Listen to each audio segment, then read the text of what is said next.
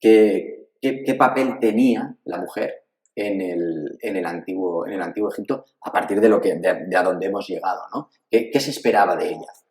Bueno, se esperaba lo mismo que la mayoría de mujeres de las sociedades antiguas. Siempre se dice, ¿no?, que la mujer egipcia pues, tenía una posición de igualdad. He llegado a leer yo en muchos autores y autoras. Yo siempre digo lo mismo, ¿no? La reflexión, bueno, ¿hay una posición de igualdad entre las mujeres y los hombres a día de hoy en Occidente? Yo creo que no, aún por desgracia. En Egipto había, no, evidentemente que no. Pero siempre se vende esta idea, ¿no? De hecho, las enseñanzas, que son unos textos que nos van muy bien para saber el ideal de vida del hombre egipcio, pero colateralmente podemos saber también cosas de la mujer, lo dicen clarísimo. O sea, lo que le dicen al hombre es búscate una mujer para tener hijos, y eso es la idea que se tiene. Sí que es verdad que la mujer egipcia, por ejemplo, en contrapartida a la mujer romana o la mujer griega, que estaba muy subyugada al hombre, por ejemplo, no necesita de un tutor, como mínimo no tenemos esa información. Podía salir a la calle, podía heredar, podía dar en herencia, incluso tenía propiedades, cosa que no pasaba, como decía, en Grecia y Roma. O sea, sí que hay se ven claramente unas ventajas de la mujer sobre la mujer griega, egipcia sobre la griega y la romana, pero no en todos los ámbitos. Por ejemplo, yo siempre pongo el ejemplo, las tumbas son de hombres, no son de mujeres. Es decir, es el marido que hace la tumba y la mujer se entierra en la tumba de su marido, no la suya, porque no tienen tumbas por ellas mismas, hay muy poquitas. Otro ejemplo muy claro, ¿cuántas reinas conocemos egipcias? Ya nos vamos a la realeza, tenemos 5 reinas si contamos a Cleopatra VII, que estamos ya fuera de una cronología más faraónica, como si dijéramos, pero podemos contarla. 5 delante de todos los reyes egipcios, ¿no? No hay una posición de igualdad. Yo siempre digo, otro ejemplo clarísimo, ¿qué ocurre con las mujeres que pierden a su marido, con las viudas? Quedan totalmente desamparadas socialmente. ¿Por qué? Porque pierden ese referente masculino y quedan en el limbo de la sociedad. Por ejemplo, las autobiografías, que son unos textos que encontramos en las tumbas, siempre el difunto dice, he ayudado a la viuda. ¿Por qué? Porque se entiende que está desamparada y necesita ayuda. ¿Por qué? Porque es una mujer sin un referente masculino. Entonces, evidentemente, entre muchos más ejemplos, la mujer está supeditada totalmente y socialmente en una categoría social inferior al hombre, clarísimamente.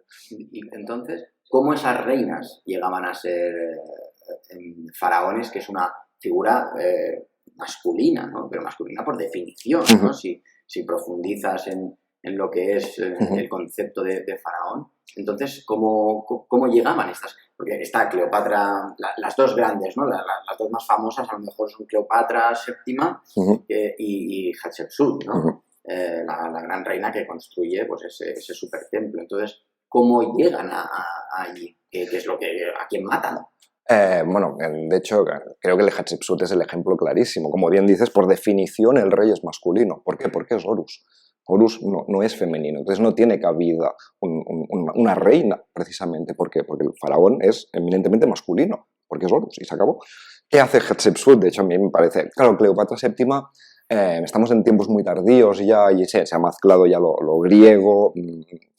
ahora entremos luego, vale. Porque es que seguro, bueno, a mí lo de Cleopatra me parece fascinante. Es que estas dos figuras me parecen brutales. Pero ¿qué hace Hatshepsut? Hatshepsut primero se representa como una mujer, tiene sus títulos en femenino, ¿de acuerdo? Y llega un momento en el año 7 de su reinado que decide hacerse el templo, la brutalidad que decías tú, el templo de Der-el-Bahari, y a partir de ese momento empieza a representarse como un hombre.